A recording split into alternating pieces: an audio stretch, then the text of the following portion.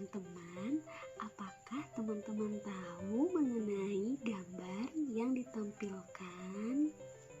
Betul sekali, ini adalah gambar Candi Borobudur dan Prasasti Tujuh Yupa. Di sini ada dua gambar, kira-kira Prasasti Tujuh Yupa dan Candi Borobudur ini mana yang kerajaan Hindu dan mana peninggalan kerajaan Buddha? Betul sekali. Candi Borobudur merupakan peninggalan sejarah pada masa kerajaan Buddha di Indonesia. Apakah teman-teman tahu pada masa kerajaan apa Candi Borobudur dibangun? Candi Borobudur dibangun pada masa kerajaan Mataram kuno pada dinasti Syailendra dan rajanya yaitu Samaratungga. Sedangkan Prasasti Tujuh Yupa merupakan peninggalan sejarah Hindu di Indonesia, yaitu pada masa kerajaan Kutai, kerajaan yang tertua di Indonesia, dan rajanya Mulawarman. Apakah teman-teman pernah berkunjung ke tempat Candi Borobudur atau melihat Prasasti Tujuh Yupa? Jika teman-teman pernah, itu merupakan pengaruh peninggalan sejarah Hindu-Buddha bagi masyarakat. Salah satunya adalah mengunjungi tempat peninggalan sejarah tersebut. Kemudian selain itu, kita juga dapat menambah wawasan dan pengetahuan mengenai sejarah peninggalan Hindu-Buddha yang ada di Indonesia. Selain itu juga kita dapat memperkokoh persatuan dan kesatuan. Selain Prasasti Tujuh Yupa dan Candi Borobudur, masih banyak lagi peninggalan sejarah Hindu-Buddha yang ada di Indonesia. Kira-kira jika teman-teman tahu, silahkan teman-teman tambahkan di kolom komentar ya. Teman-teman, perhatikan video berikut ini.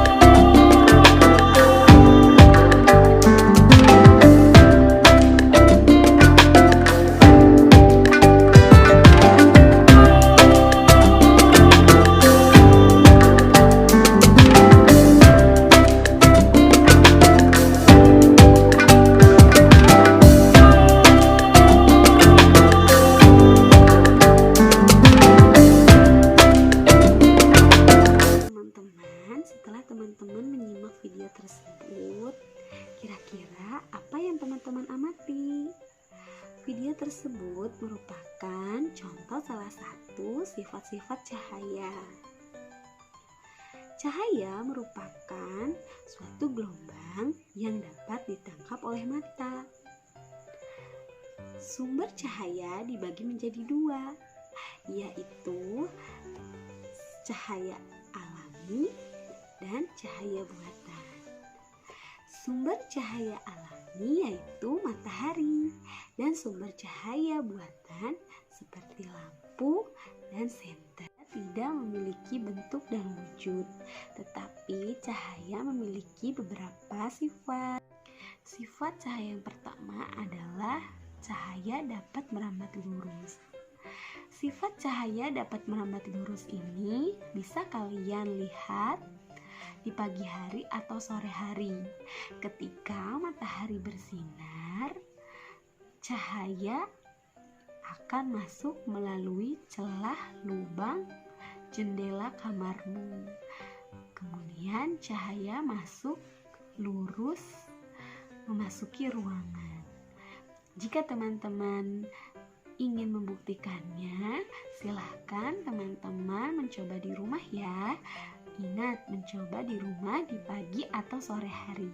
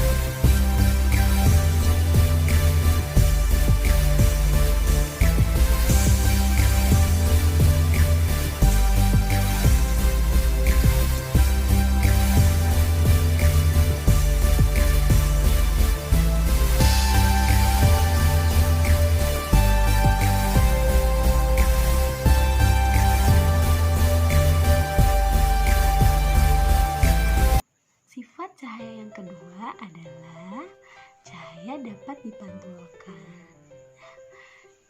Cahaya dapat dipantulkan misalnya sinar matahari dihadapkan ke cermin, kemudian cermin dihadapkan ke dinding. Sinar matahari akan memantul melalui cermin. Nah, hasil pantulannya akan terlihat di dinding.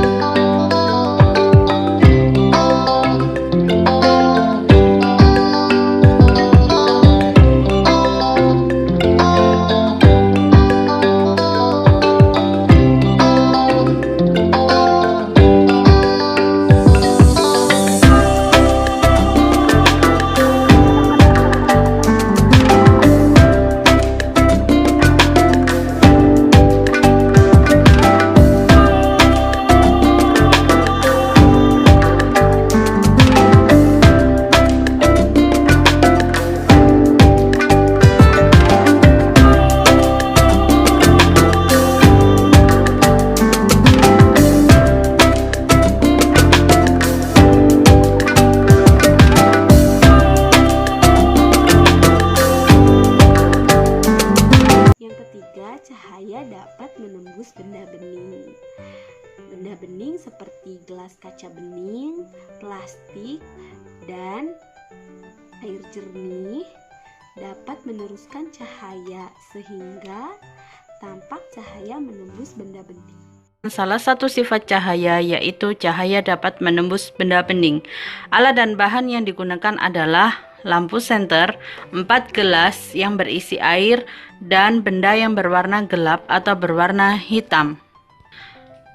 Langkah pertama pada praktikum kita kali ini yaitu memadamkan lampu yang ada di ruangan. Kemudian kita menyalakan senter.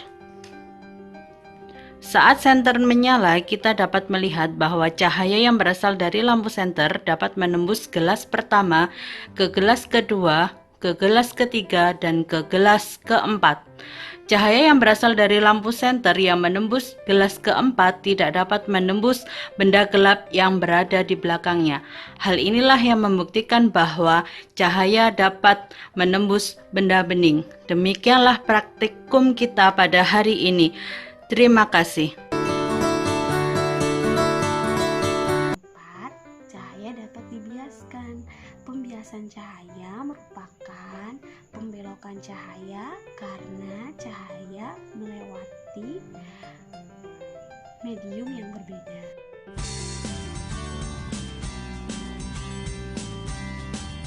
Halo, kali ini kita akan melakukan percobaan untuk membuktikan sifat cahaya dapat dibiaskan. Alat dan bahan yang kita gunakan untuk percobaan ini adalah gelas berisi air, pensil. Perhatikan baik-baik percobaan ini ya. Kita masukkan pensil ke dalam gelas berisi air seperti ini. Lihat, pensil ini tampak patah. Hal ini disebabkan cahaya di sekitar gelas dibelokkan melewati dua kerapatan yang berbeda, yaitu udara dan air. Percobaan ini membuktikan bahwa cahaya dapat dibiaskan. Nah, cahaya dapat diuraikan. Cahaya dapat diuraikan, contohnya pada pelangi. Pelangi berasal dari cahaya matahari yang tampak berwarna putih. Setelah mengenai butiran air hujan, cahaya matahari itu mengalami pembiasan dan terurai menjadi 7 warna. 7 warna pada pelangi disebut spektrum warna.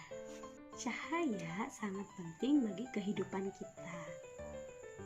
Cahaya dapat berperan penting pada proses penglihatan kita. Bagaimana teman-teman kita bisa melihat? Cahaya masuk melalui mata bagian pupil. Nah, bagian pupil lensa mata memfokuskan cahaya sehingga bayangan bisa jatuh pada bintik kuning. Bayangan yang terjadi pada retina adalah nyata, terbalik, dan diperkecil. Bayangan disampaikan ke otak melalui saraf mata sehingga kita dapat melihat. Nah, itu tadi merupakan hubungan cahaya dengan penglihatan kita. Setelah teman-teman menyimak video percobaan sifat-sifat cahaya tadi, tugas teman-teman adalah pilih salah satu kegiatan percobaan dari sifat-sifat cahaya tersebut. Kemudian videokan ketika teman-teman melakukan kegiatan percobaan